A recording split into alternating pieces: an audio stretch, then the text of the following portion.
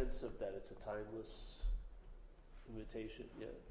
It's pointing towards a timeless no-thingness, whatever.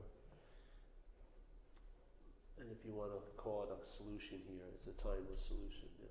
And so in recovery, in people's lives, when they come from addiction into recovery, they start having an experience occasionally, or start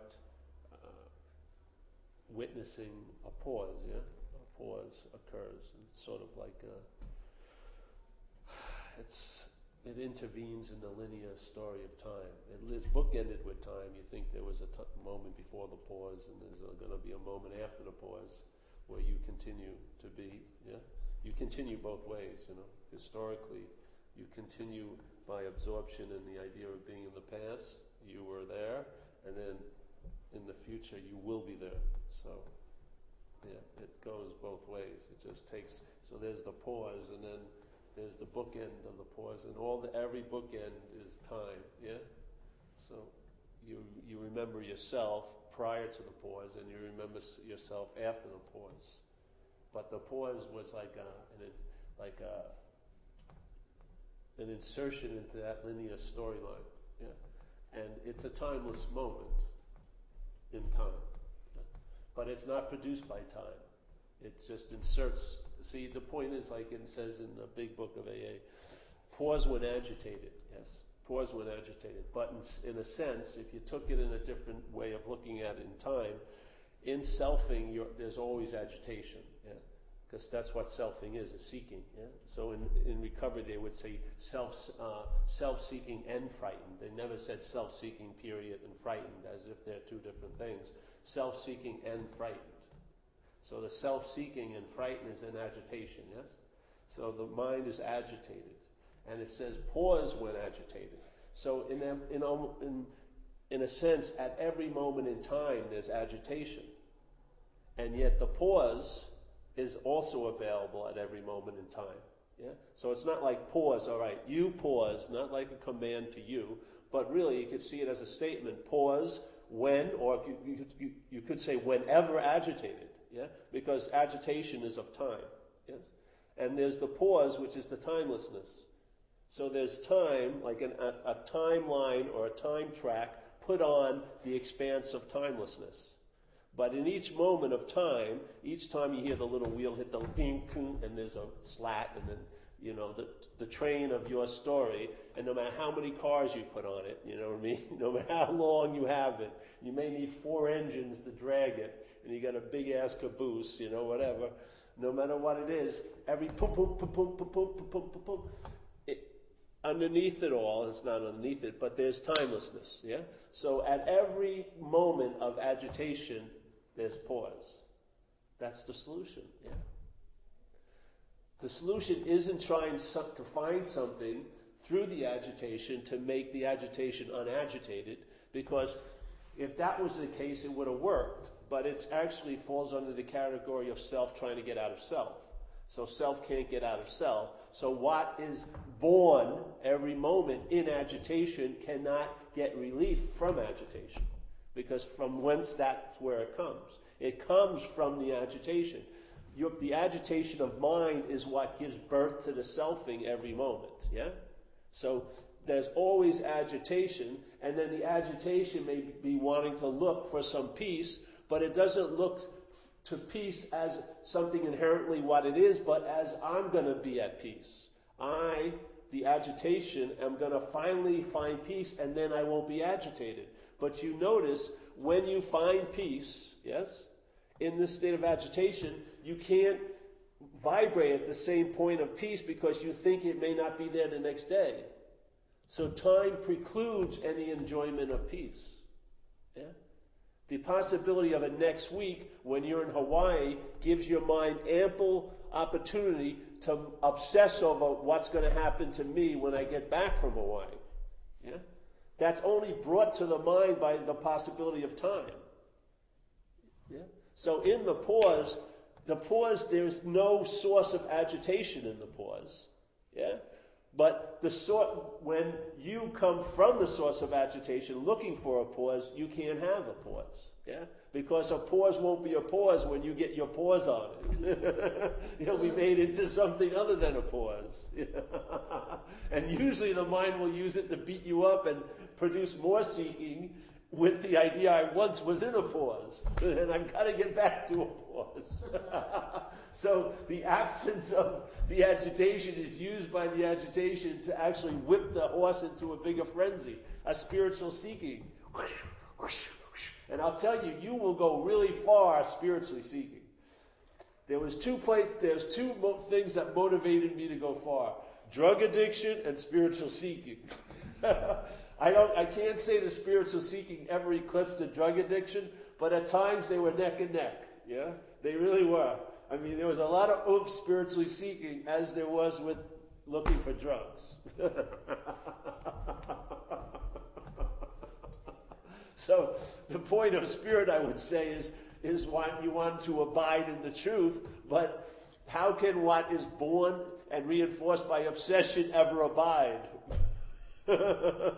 It's like we say, you go to those cheap motels and, well, I used to call them home, but you go to a cheap motel and you go in and they have those little massage beds and you put a couple quarters in and you lay in there and it's supposed to be relaxing, right?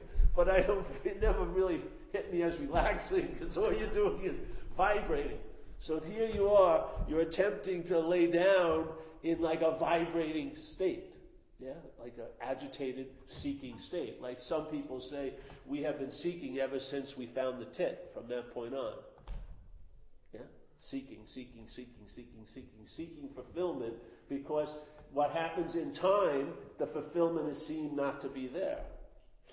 The fulfillment of the moment cannot not be noticed, but can be blinded by time.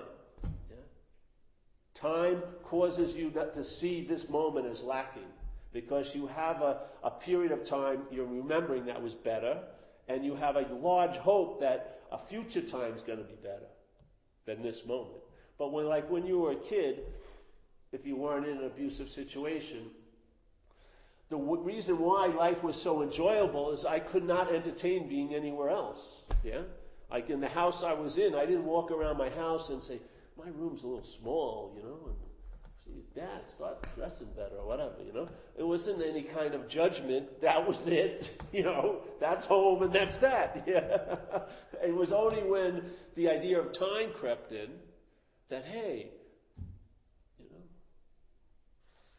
I don't really need to be here, do I?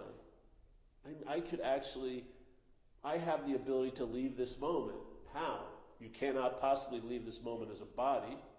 Yeah? You cannot possibly leave this moment as what the moment is, which I would say may be called spirit, but you can leave this moment in the mind. Yeah? As a mental thought, yeah, fixated on an object, the mind, the conditional mind, can take this object, called you, and place it anywhere else at any other time. And think about it.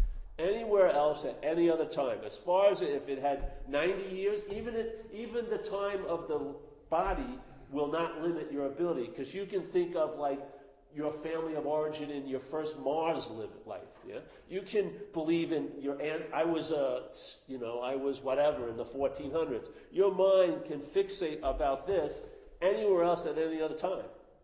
Yeah.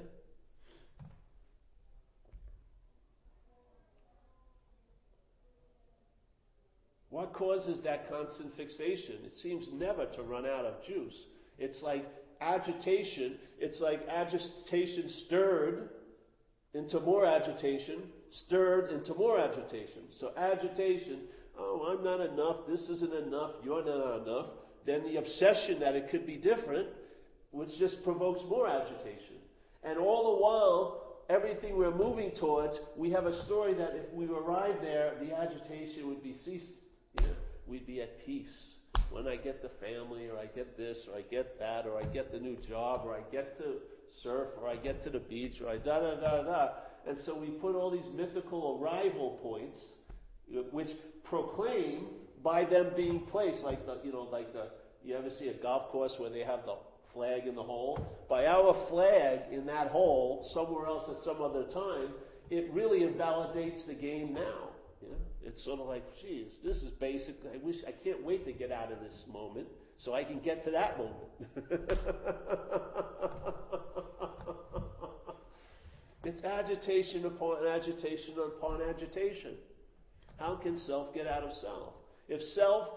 If you want to, one of the movements, there's no self. One of the movements of the selfing is self-seeking and frightened. It's one of its basic movements, yeah? It's very, very afraid it's not going to get what it wants or lose what it has, and it's constantly seeking for a solution to that. Yeah?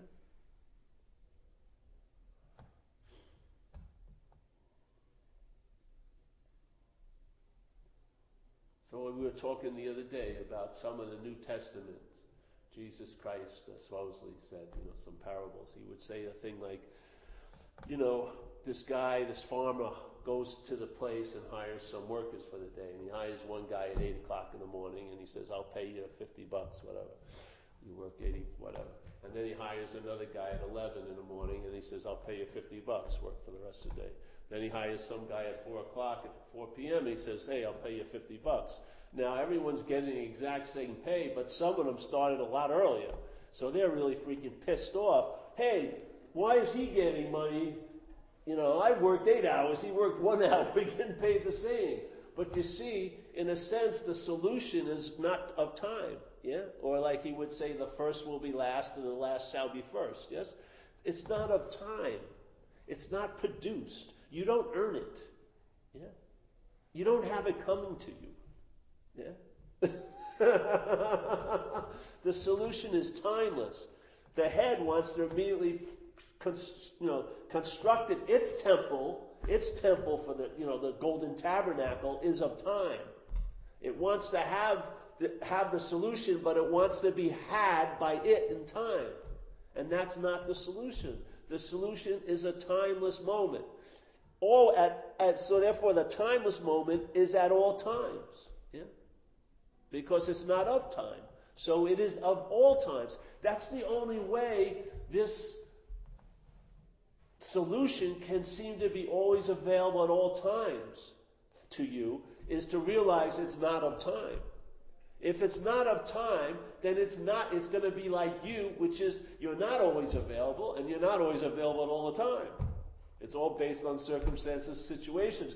But this solution is, it's always available at all times, right where you are, with no requirement necessary. How is that? Because it's not located anywhere else where then it has to travel to get back to where you are. It's right where you are, wherever you are. And no matter what time you're there. Yeah? It's an aspect of mind that totally eclipses this activity of a mental process called selfing. Totally eclipses it. It's like this huge contextual space, and there's this little stream of activity of a scared mind, thinking, obsessing, going, seeking, crazy, da-da-da-da-da, believing it's looking constantly, but it can't see the seeing, because seeing can only be seen by seeing. There's no form of looking that's offered in this place, up to the highest level of Buddhism, that will ever afford you the ability to see seeing. You are seeing. Yeah? There's no way you can look upon it as if you come across it, that you found it, that you've acquired it, that you've achieved it. It's not a thing. At every moment of looking, that's what's looking. And that's what the you is looking for. But it can't let go of its idea of it. Yeah? So it doesn't see that every moment there's looking, that's what's looking. Yeah? And that's what you are looking for. It doesn't say that's who's looking. You already know who's looking. It's you. Yeah? It's Bill, it's Chip, it's me. Yeah? Everyone knows who's looking. It says what's looking. No one knows what's looking because you can't look and see seeing. Yeah? Because it's right there in the looking. Yeah? The only way looking will ever bring it about is when the looking is seen not to be so. And then there's the seeing, because it's always been seen. Yeah? Every time there was the belief or the story that I was looking at something, and then that gives me the right to think about it, and then have all these opinions about it. Every moment the seeing was that. That's all. It has never not been so, because it's not of time. Only things in time could not be so. Only things in time that can maybe so later. But what's not of time is always so. Yeah? It doesn't, there's no quality that changes or morphs or gets built up or erodes in time. It doesn't have any qualities of an appearance. Yeah? It doesn't have, it shows up, runs around, and then gets old and passes away. It doesn't have those qualities because it's not of time. Yeah? And we just saw it the other day, on that linear line, that linear train, the only gear that mind has is back and forward. It doesn't know how to turn. It just goes, it just thinks about the future and it goes back into the past. It doesn't, it's just grinding the gears.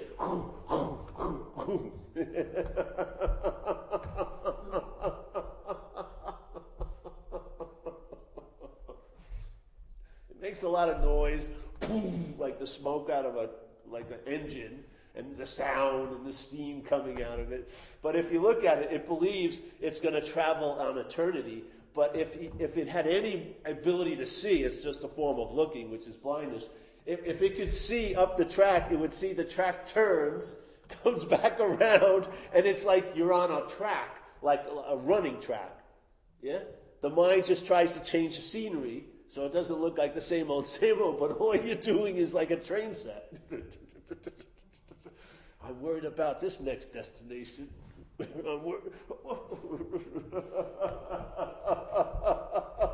you can add as many local stops, or you can even call yourself an express, but the fact is, it's only...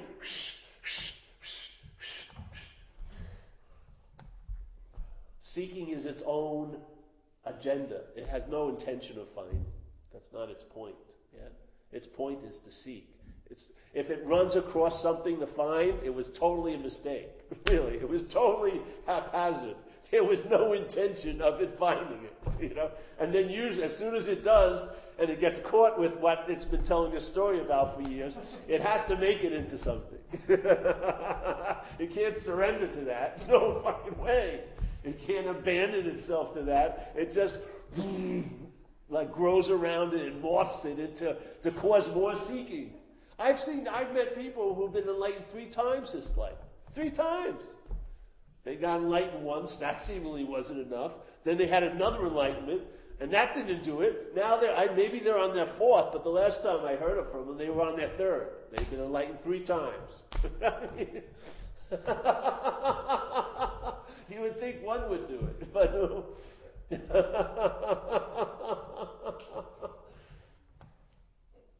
Selfing and agitation are the same. Just because you think you're at peace doesn't mean it's sitting on a giant well of agitation.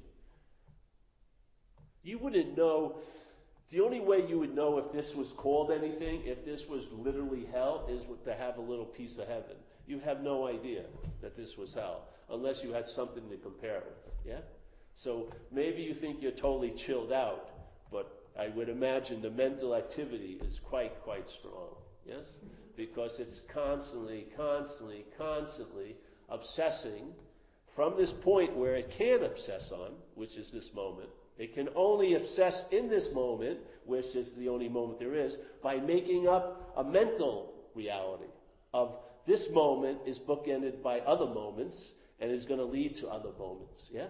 And therefore, once it takes this eternal moment that there's absolutely nothing to obsess about in, and stretches it into time, it sort of teases all the opportunity to obsess, yeah?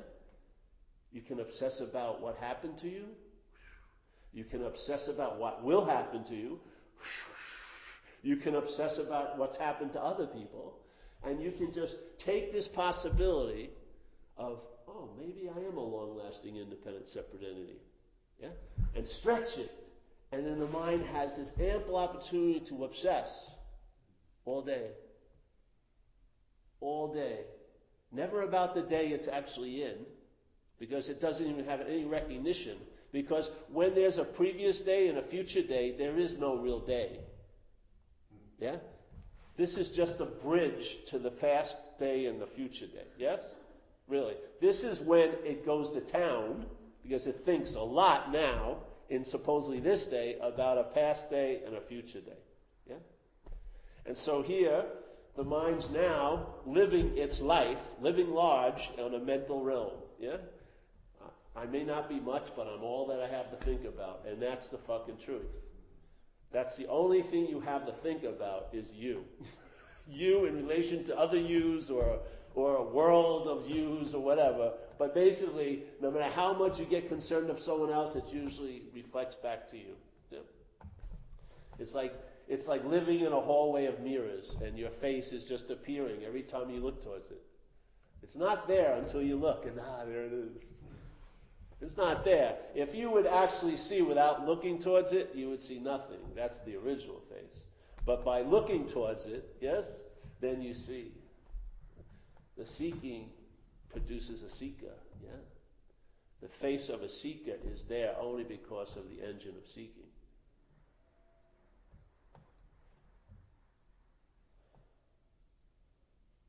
The feeling of there's a seeker first and then the seeking. The seeking is what makes a seeker. It's hand in hand, yeah? That's why you can't find a solution here in linear time, because usually the solution, the problem that you think you have, yeah, is not in the location you think it is. The problem really is the solution. Yeah?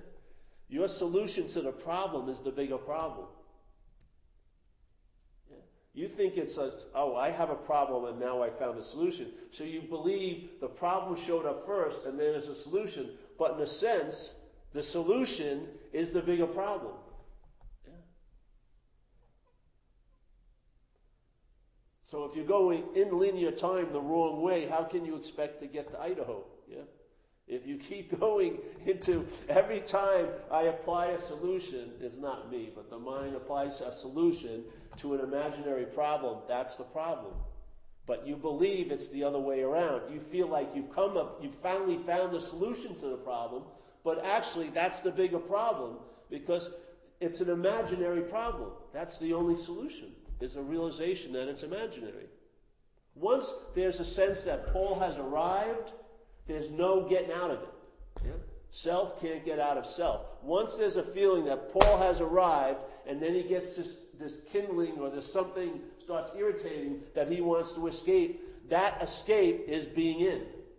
What it calls escape, yeah? All right, I'm imprisoned and I'm going to escape. The escape verifies the lie, which is I'm imprisoned. So you would think that's the solution, but it's actually the problem. Because unless you apply a solution to an imaginary problem and keep applying solutions to an imaginary problem, the imaginary problem cannot appear real. It appears real by applying solutions to it. Yeah?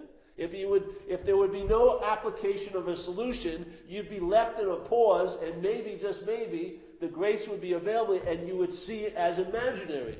That would be the solution. Yeah? That's it. And it doesn't take any time. There's nothing more you need to do when you see the problem as imaginary. Anything that you did would be the problem. Yeah, you would. Any solution you came with after that vision, yeah, would be the problem because you'd be applying a solution which would be like giving mouth to mouth to this imaginary problem. Yeah.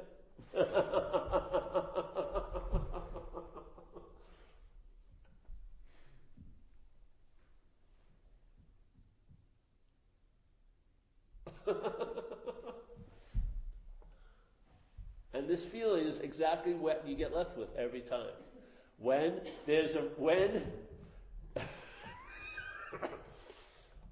an imaginary problem is seen as an imaginary problem, how it feels like is pause.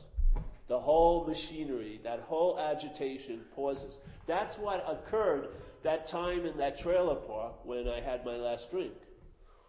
What was noticed by some grace was the engine of seeking that had been incessantly on. I thought it was always so. I didn't know that it was anything other than so. Yeah? But when it stopped.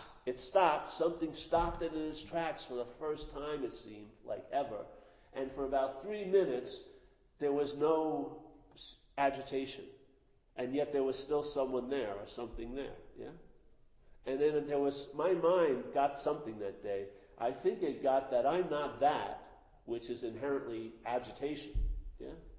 Which is born out of agitation, which lives in agitation, and what's scared shit of dying in agitation. Yeah?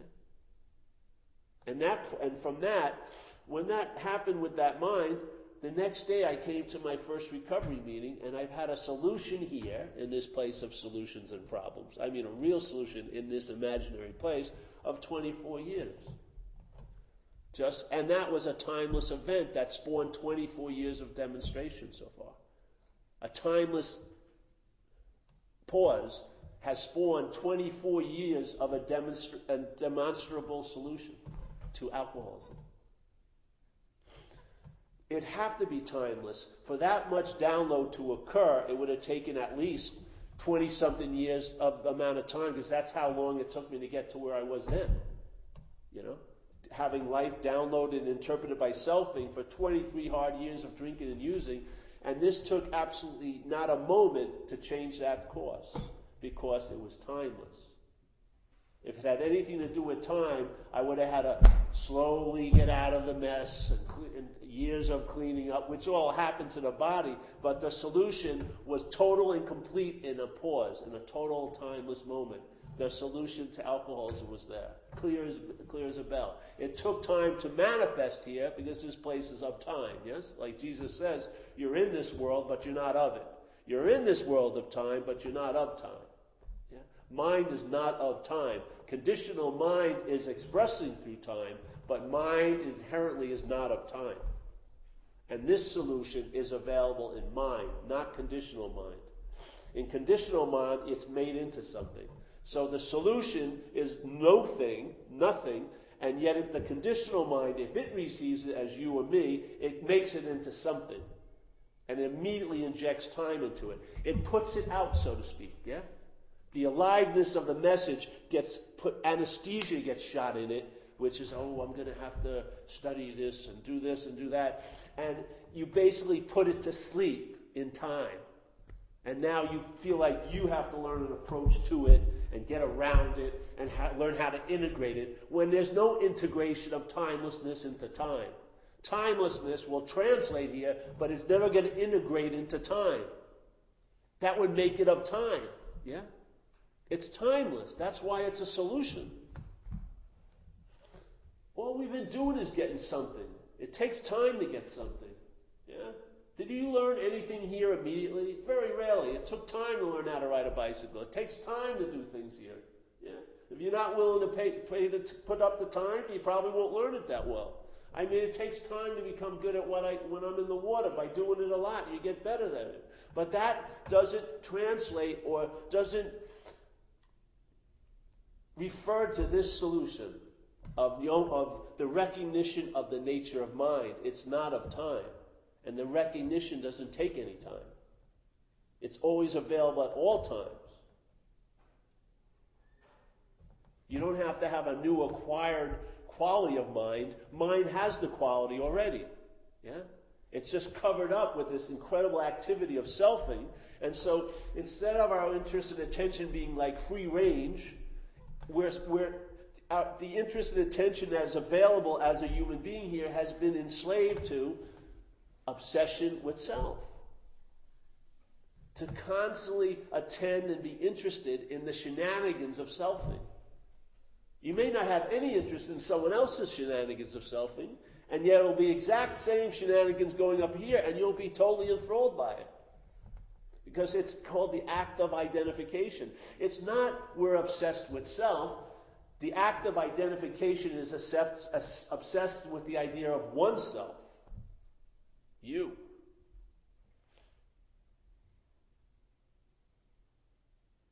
It's an addiction, way past any other addiction we've run into here. The other addictions are like minor league compared to this. You can have addiction and recovery from and never touch this addiction. You can have addiction to drugs and recovery from drugs and never even get close to this addiction.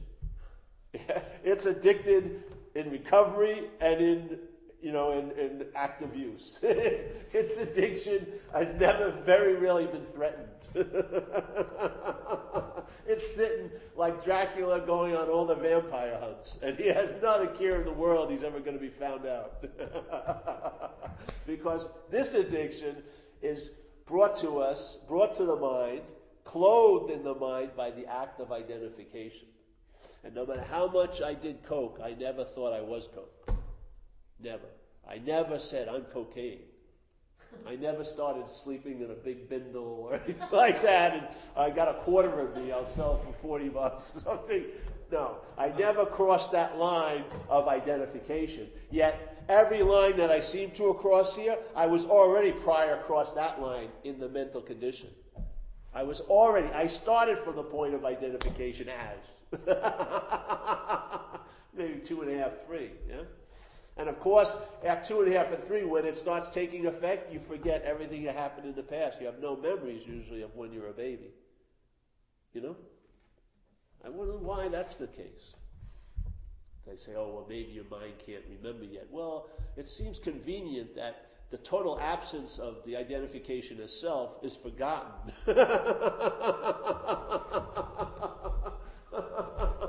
We only start remembering maybe 3, 3.5, And then why is it that we can't access that point?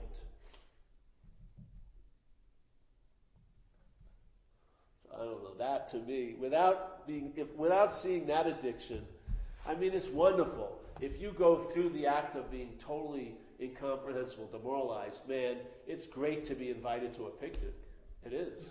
It's great not to be in jail every week. Seriously. I mean, when I was a kid, I had great hopes. And after a few years of active alcoholism, my idea of success was not to be arrested. You know what I mean? I wasn't shooting for the stars anymore. I was just trying to evade arrest from the police. I mean, yeah. And then it produces a real relief. I mean, I'm totally grateful for that absence in my life. Yeah. But what was I grateful for when I was a kid, when I didn't have such a terrible span of time to be grateful that that span of time isn't there anymore? But there was gratitude also when I was a kid. I was grateful for the freedom that was obviously available because I had no idea it couldn't be. I hadn't been thinking much yet, yeah? And I would say I was pretty damn grateful. You remember when you're a little kid, every time you have something, you always want to give it to you, the kid? You know, if you give a little kid, after a while it's mine, 3 or 4. But at one point, they find something, they come up to you, give it to you. They have a little food, they offer it to you, don't they? It's all a lot of gratitude and giving away, And then what happened? Mine. Mine. No, don't give it. This is mine. The selfing starts happening, and somehow, because it has that little trick of presenting us as a body, and the mind falls under that illusion, I guess, and then all the attention and interest, which is at the beck and call of mind, now becomes enslaved to that one idea from a mental process called selfing. Yeah? And then the rest of our lives is concerned about that, basically.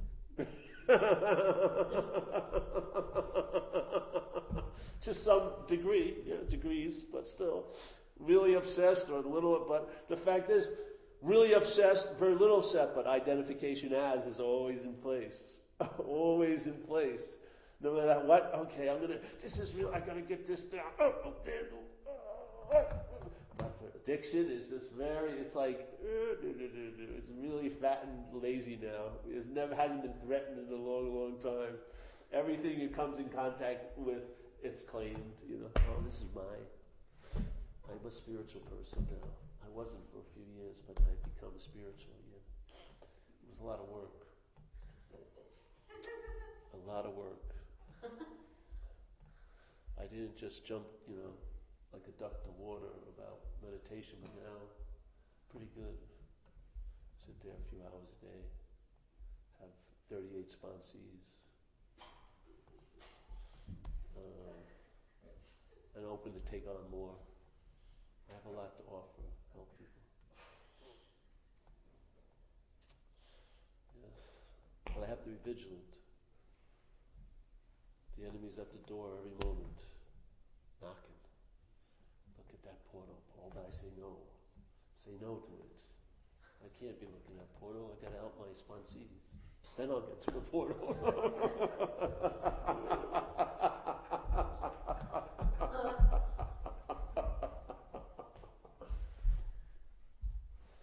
You cannot always be available in time. No freaking way. You cannot be available in time. Time makes whatever availability you seemingly are demonstrating to be conditional. Yeah, because you got to get somewhere. You got to do something. Yeah, but in timelessness, you can be totally available.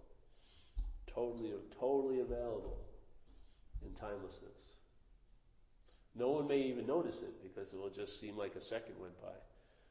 Yeah, but that availability is like eternal availability because you're not bookended with time. Yeah. It doesn't matter if someone takes any advantage of it or you help that. It doesn't matter. That's the beautiful posture in a way, is there's an availability. Yeah. But you can't do it in time, obviously. How could you? How could you always be available? Yeah. Even with the pull of mother and fatherhood, you'll be beating yourself up for never always being available to your kid. Yet, in timelessness, that's all there is availability. There's no other time that it couldn't be. It could be any way else. Yeah, yeah. This is what, for me, lets this thing become absolute. The impossibility of it not being so. It cannot not be absolute because it's not of time. So if it worked now, it will work now. It will work now. It will work now. It will work now. It'll work now, it'll work now, it'll work now, it'll work now. Whatever now you're seemingly in, which is the only now, it's working. I would say that's love. That there could be an illusion of being in a place and in a time where there's a trouble, and yet the solution is available at every moment in time because it's not of a time. Yeah. And the way you seek that is not seeking it. Yeah. By not seeking it, it becomes obvious. If you seek it through time, you'll never see it.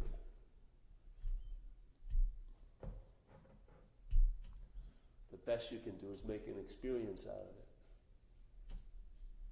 But you can't have it.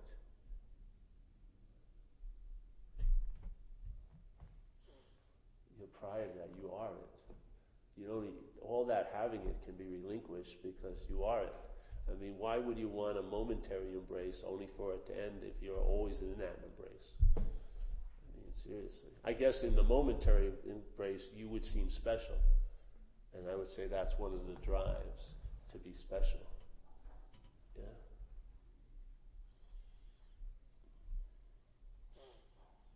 Because in time, if the embrace doesn't seem to be so, I bet you'd be the star of the story why it isn't so. I haven't been vigilant enough. Somehow you'd be God in there. We talked about that the other day. There's a thing that says, suit up and show up and let go of the results. We're talking about decisions. But what are you really afraid of when you're thinking about decisions? You're afraid of the results. You're going over what you think's going to happen if you do something, yeah? So that thinking about the results prior to decisions playing God, isn't it? I'd say so.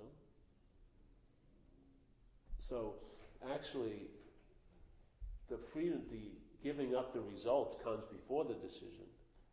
So if there's a giving up of the results before the decision, then you're open to be led in that decision process.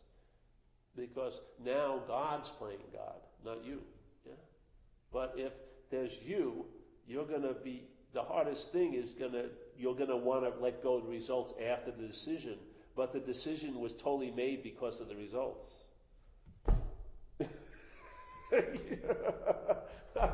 if you didn't do the decisions because you were afraid something was going to happen. Yeah? But if you look at, all right, see what's playing God. If I'm not that, that's quit playing God. And if you read the book, really, read the book, it has the third step, which is the biggest step in AA, basically. Yeah? Surrender one's will, my life, over. But if you read the book, it says, in the third step, it says, it says the how and why of it. And it says, first of all, you have to quit playing God. It doesn't work. Then it goes next in this drama of life. God is going to be the director. We're going to be its servants. Yeah? Now, how can you make the decision to turn your life over to God and then quit playing God after that? Yeah? In time, it's off. Unless there's seen that you're not that which plays God, then that which plays God is going to be the one who turns its life over to God, which is playing God. And the God of its understanding is going to be a much weaker God than it is. Yeah? Instead of, I'm going to surrender to a power that of its own understanding, you're surrendering from a place of self-understanding, selfing, yeah? And of course, that's playing God. And it says you have to quit playing God, but how are you going to quit playing God after the self has made the decision to turn one's will and life over? You're going to experience that as, oh, I take it back all day, every week, yeah? I surrendered, but I took it back because something became important. I can't let that lesser God deal with it. I got to do it, yeah? And a lot of people in my community, our community, has that experience. I hear it all the time. I took it back. I surrendered again. I took it back. Now that's like a kid with a bag of candy and a bully. And the bully says, here, kid, here, keep that bag of candy until it wants to take it. How's the little kid going to stop the bully from taking the candy? The bully's bigger, yeah? So if the playing God, if it is the disease that is the act of being identified as, if at that moment you surrender in this program as self to a higher power, that higher power is a lesser power than self.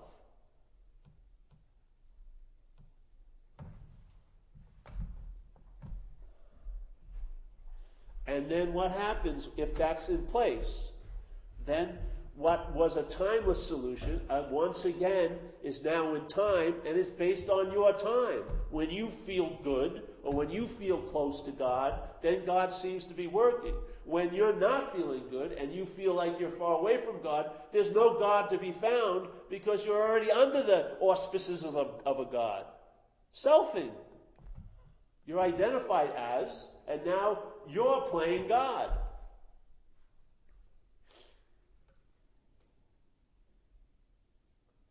And then if there seems to be, my faith is weak and stuff like that, why not bring it back and see why? It must be at that point where the quit playing God isn't seen to be what actually it is, and therefore the playing God plays God with the third step. And then it produces a solution from the third step based on its own understanding, which is, I'm not going to have a God that's really there when I really need it, basically. Yeah? When it's, I can give it to things like parking spaces, but when something comes really important, like some ladies I know, they've surrendered supposedly everything except their body image, and they're constantly worried and fearful of their body image because the playing God is God. And what it provokes is anxiety. It doesn't provoke faith and an ease and comfort. It provokes more of itself agitation. If we go back, I think it's the biggest unspoken step to quit playing God. I think it is the whole enchilada. How can there be a God if you can't stop playing God? How is God ever going to reveal itself if there's already a God already in place? How can new ways of holding time ever show up and take root? Yeah? How is a time God going to ever accept timeless as God? It's not. How is the real solution, which must be born out of timelessness, acquire a foundation here?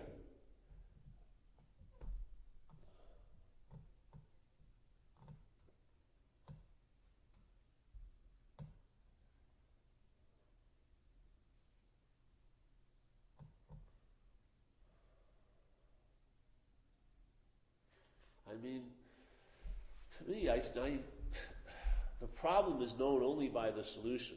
When the problem is knowing the problem, it's like self-knowledge. It doesn't lead us to nothing. Yeah? Self-knowledge avails us nothing. Freedom, instead of entertained as a possibility, it becomes I can be free, which is an impossibility. What you are taking yourself to be cannot be free. It can only conditionally look like it's free in a small bit of time, not to be so later. Yeah.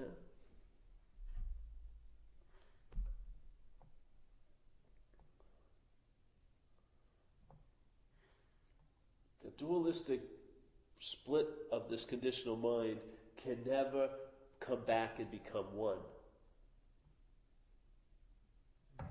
Its dualistic movement can never come back and be one, because its dualistic movement has never been dualistic. It's not real, yeah? It's just two streams of same.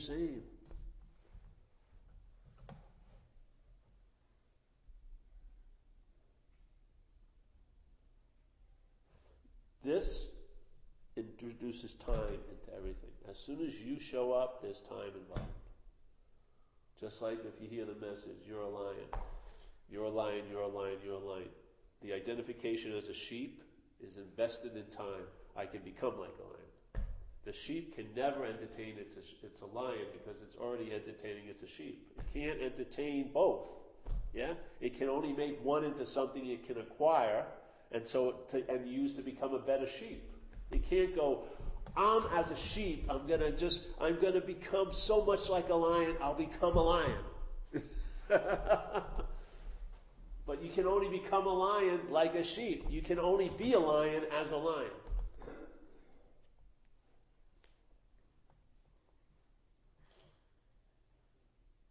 If you see the futility of self can't get out of self, I'll tell you, that's like the open gate. The open secret and the gateless gate. It's the solution is available at all times, right where you are at that very moment. Totally wide open.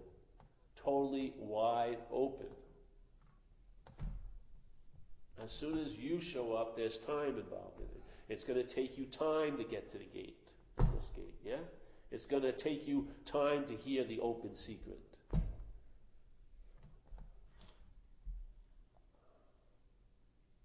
But if I'm not that, I start having flavors. Like downloads that occur, there's a quality to them that they're timeless. Therefore, tons of information can come down in a moment. Yeah? Tons of information that would take a lot of time if it was coming through, for you to download, let's say, fax, this much information, it would take a lot of time to fax through a machine. Yeah? Yet, in what seems like no time, an amount of information that changes one's whole seeming life here can occur. Yeah. If you brought a big truck here, had tons of stuff in it, it would take time to unload it, yes? But not in timelessness. Downloads come and they can erase, the amount of, a download out of time can erase 40 years of files like that of time. 40 years of files. Like that. It's like row upon row of blackboard with tons of scribbling, and yet in a timeless solution, it's erased like it was never even written on. That's what it's like. Just, and then in that sense, that demonstration, you have a feeling of one of its aspects. It's timeless. Yeah? It's not playing this game down here. The first will be last and the last will be first. You start today at 7, you'll be paid the same if you started at 4.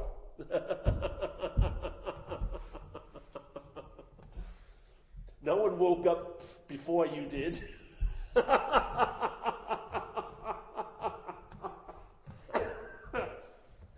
shit, he woke up before I did. The waking up is a timeless. There's no time involved in it. Yeah. No one was late. No one got there ahead of you.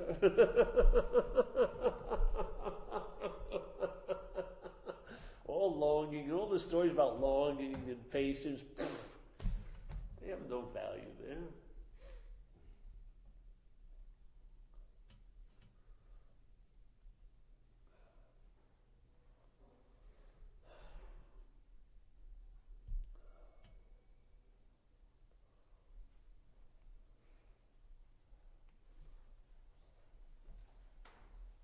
The beautiful news about this is there's nothing you need to do. It's already available at all times with no requirement necessary. Even reaching for it is too much. Yeah, it's just, I found the best thing with this message, and remember, to me a message is very concise. It's not a 40-page dissertation. It's just a, hey, your zipper's down. I mean, it's a message, not a big story. Well, your zipper's down because some Freudian idea because you want to show you or whatever. No, your zipper's down. That's the message, yeah? Or an invitation. I don't say, oh, Greg, I want you to come to my house and let me tell you 50 pages are worth why. This is why I want you to come over. That wouldn't be an invitation, An invitation, hey, come over at 9 o'clock. So here it is. This is a message and invitation. But it can be repeated quite a lot. Yeah? You can repeat it so much. It's sort of like using the poison as an antidote. You know how sometimes we're convinced by the head because it's constantly blaring the same, I'm not enough or whatever, yes? Repetition is one of the powerful intoxicants, yes? So we're using its poison as an antidote to it, yeah? All right, we're just going to provide a situation where we can all get together and have this repeated, and start sitting in the certainty of it, yeah? With the hopes that that impression, though seemingly very meager, we're not on a 8-month long intensive that you had to give up your job and everything that you love to do. There's no proving its value by what you demonstrate, Just on Monday night, dropped in because you were in the neighborhood, basically. You got stuck, you can't get to New Jersey. So you put this in there, you put this in there, you put this in there, you put this in there, and even though it doesn't seem like it's much time, I mean, you haven't dedicated your life to this, but because it's timeless quality, it can make a huge impression on mind, yeah? A huge impression on mind. And that impression here will seek expression. It will seek expression. I haven't been studying this for years. I don't pore over scriptures every day. Maybe that's not necessary.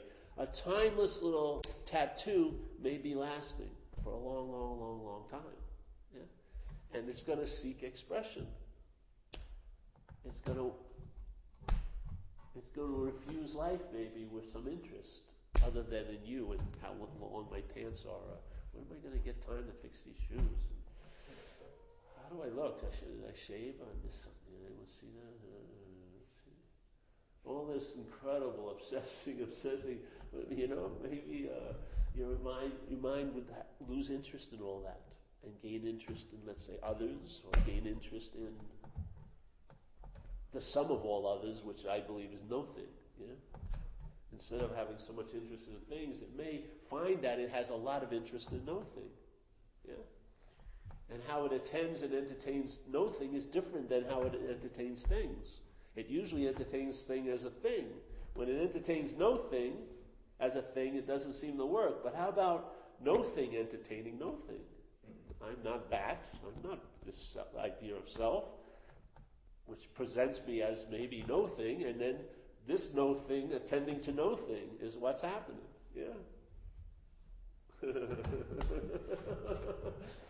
And then it's seeing nothing, and it goes on infinitely because it never comes on anything to see. The mind is constantly seeing nothing. It's like a giant field with no boundaries. It was never generated and never turns off. Yeah? It never comes to an end because an end would be a thing. And it's no thing, seeing no thing. And that flavor, for me, is a presence while you're looking at things, yeah? Well, this apparatus, you're not looking at things. The apparatus is built to look at things. This looks at things. But all the while, the mind is seeing nothing.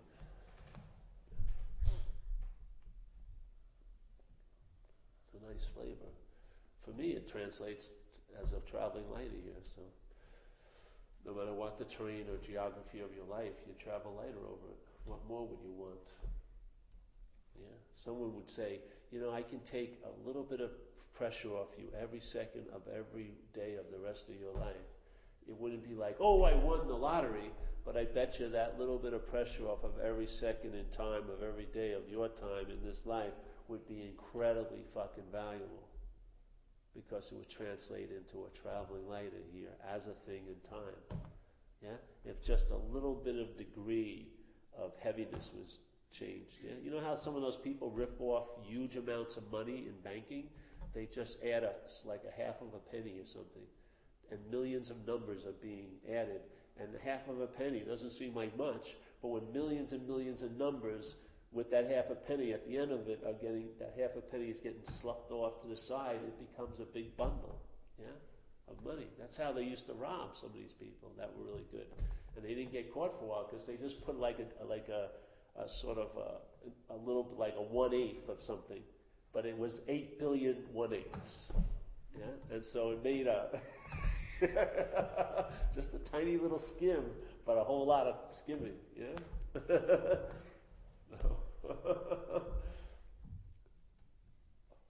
I mean, how was it today? I want to say this is personal now.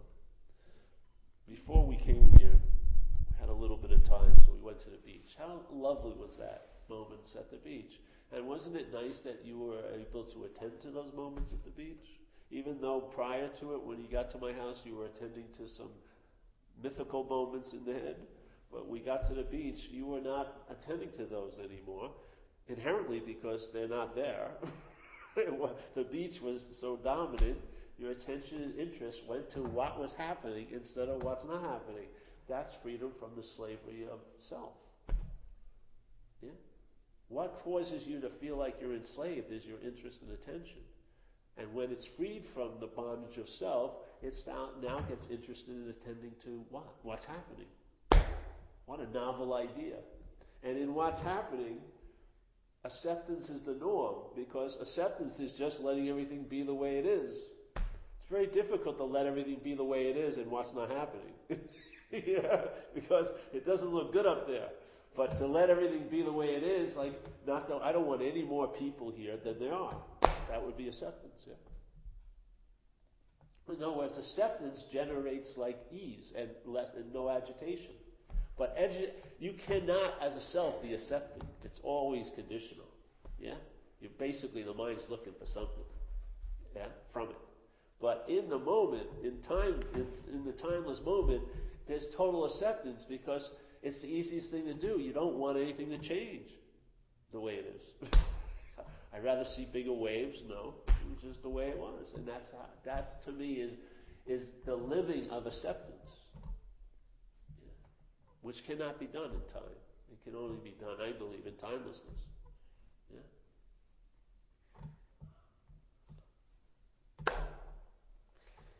There you go. Any questions tonight? It's about time I lost this sinus infection.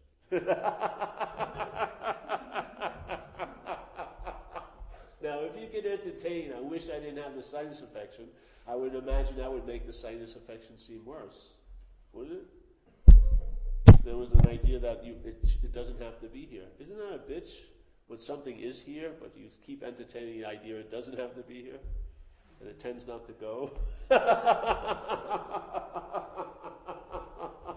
It's like hell, isn't it? Yes. It's like exquisite mental suffering. Because you really believe, you've assumed that it doesn't have to be this way. Really, so there's been no acceptance, because you assume it doesn't have to be this way. Yeah?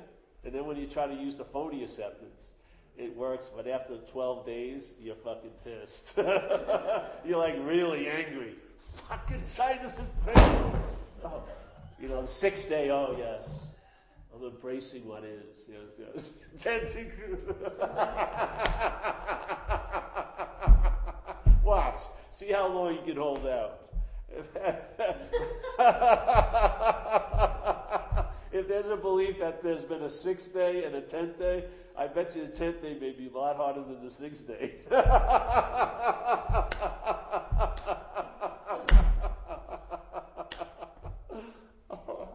So there you go. So quality of time, I've just been into it. I've been a lot of downloads about time. Because obviously it's not a thing. It's mind streaming. It's part of the dream. That's how I think that's how dreaming appears, is time. It needs time. But a lot of people think that it's a real thing or something outside themselves that is imposing on them.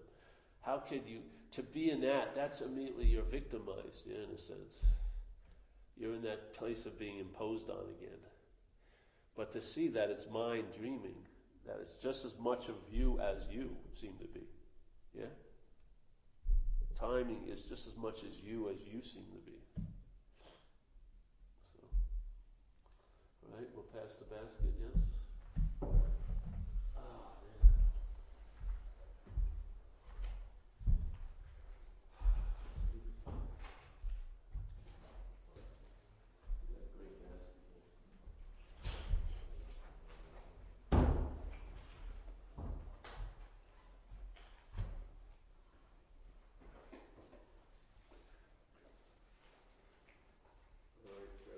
Something tonight. There's no ribbon.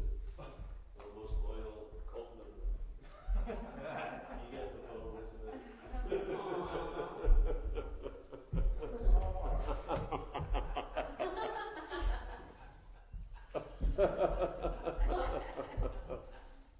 No, we can't. You can't take that. I gotta put it back there. Yeah. Wear it well. Thank you.